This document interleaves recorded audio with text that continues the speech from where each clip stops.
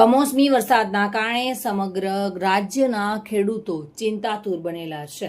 ત્યારે મુખ્યમંત્રીએ જૂનાગઢના ખેડૂતોની વહારે આવીને અસરગ્રસ્ત ખેડૂતોની જાત મુલાકાત લીધી હતી અને સ્થળનું નિરીક્ષણ કર્યું હતું। કમોસમી વરસાદથી અસરગ્રસ્ત વિસ્તારોની આજે મુલાકાત લેવામાં આવી હતી। વિસ્તારના મુખ્ય પાક મગફળી તથા સોયાબીન ફેલ થતા સંવેદના વ્યક્ત કરી હતી।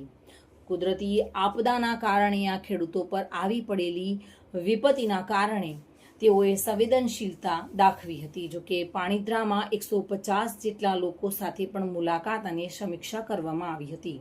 છેલ્લા 15 દિવસથી પડી રહેલા કમોસમી વરસાદના કારણે ખેડૂતોને પારાવાર નુકસાન વેઠવાનો વારો આવ્યો છે। મગફળીના પાકમાં મોટું નુકસાન થયું છે, એટલે કે મગફળીના પાકનું ખાસ નિરીક્ષણ કરવામાં આવ્યું હતું।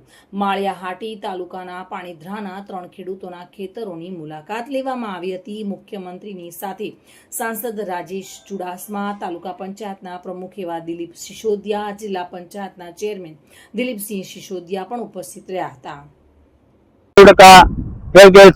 ઉગી લાગેલ છે તે પોતે નજરે જોયેલ છે અને અત્યારે જે કાંઈ કમોસમી વરસાદની હિસાબે જે કાંઈ નુકસાની થયું છે એની હિસાબે મુખ્યમંત્રી પણ આમાં થોડાક સહમત છે અને એને અમારી એટલી અરજ છે કે અમારું પાક ધિરાણ છે ખેડૂતનું એ માફ કરે અને અત્યારે જે કાંઈ લેટ વરસાદને કારણે માવઠાના હિસાબે જે કાંઈ શિયાળુ પાક છે એ પણ અમે લઈ શકીએ નથી અને મજૂર લોકો પણ અત્યારે આવી શકે એવી પોઝિશન છે નહીં, એટલે અમારે હવે કરવાનું શું રહ્યું।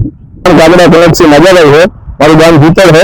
આજે ભૂતળ ગામના હાઈવે ઉપરના ખેતરની મુલાકાત સીએમ સાહેબે લીધી છે આજે, અને એમાં પાક વળતર માટે તો માંગણી કરી જ છે, પણ અમારા જે વીમો છે એ માફ કરવા માટે, પાક ધિરાણ માફ કરવા માટે સાહેબને રજૂઆત ખેડૂતો કરી છે। એમને એ આશા છે કે સાહેબ પાક ધિરાણ માફ કરે છે। કેટલું નુકસાન છે? નુકસાન 80 થી 90% જેવું નુકસાન છે।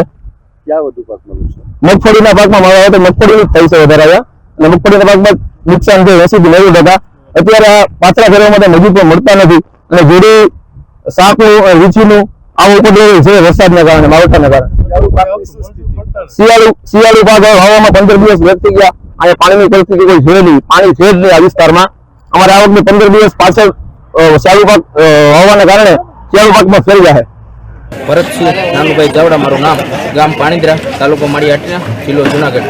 આજે અમારા ગામમાં જે આફત આવી છે વરસાદ રૂપે, એના માટે આજે અમારા ગામમાં સીએમ સાહેબ પધાર્યા છે અને બધા ખેડૂતોને આશ્વાસન આપ્યું છે કે વ્યવસ્થિત બધાને જે નુકસાની થઈ છે એને સહાય કરશે સરકાર। અને અત્યારે અમારો સારો પલટી ગયો છે, બધું જે થયું છે એમાં આશ્વાસન આપ્યું છે, એટલે અમને થોડીક આશા થઈ છે કે સીએમ સાહેબ અમારા ગામની અંદર પધાર્યા છે તો અમને કંઈક ને કંઈક તો મળવાપાત્ર રહેશે।